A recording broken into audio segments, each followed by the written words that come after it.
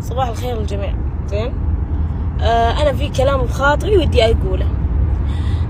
الادميه هذه طبعا جوالي مسكت من الاتصالات وكل يدق علي على سالفه الهاشتاج اللي بتويتر.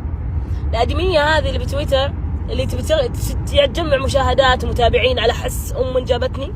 بنت الحرام يا قحبه، شوفيني انا اكلمك الحين انت يا اللي ماخذ المقاطع، يا قحبه دامك تشوفين اني انا انسانه مو مناسبه، ايش عند امس تتابعيني؟ ايش عند امس تتابعيني؟ ايش عند امس معي؟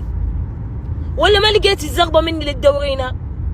هذاني اوجه له رساله من سنابي وبنزلها ستوري ولا علي من احد. انا عمري ما خفت وانزل مقاطع العن من كذا دايم، وقفت على الحين رقص وطقطقه. انا انزل صور احيانا اطياف صحباتي طالعه ما قد احد قال شيء. الحين وش جاء؟ وش صار جديد؟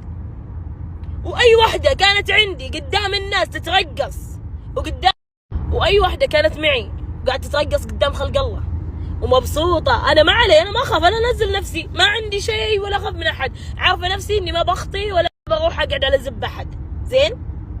لكن اللي قاعد تترقص قدام خلق الله وما تدري، انا الحين انا مصوره تعرفني هي، طب لو مصور احد وما تعرفه شلون بتوصل له؟ شلون بتقول له يا قحبه يا كس امك احذفي؟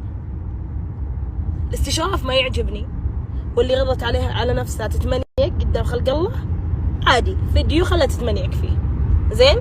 انا احب الكل والكل على عيني وراسي واحشم الكل، وما في فيديو نزلته بدون رضا احد. الكل يدري اني انا عندي 300,000 سناب، والكل يدري انه انا عندي متابعين واطلع احيانا اكسب لو كلكم عندكم علم بهالشيء. فرجاء اللي بتطلع معي وبتسوي علي نظام اني انا نظيفه، كلنا نضاف، لكن النظيفه تعرف نفسها متى تكون نظيفه. زين.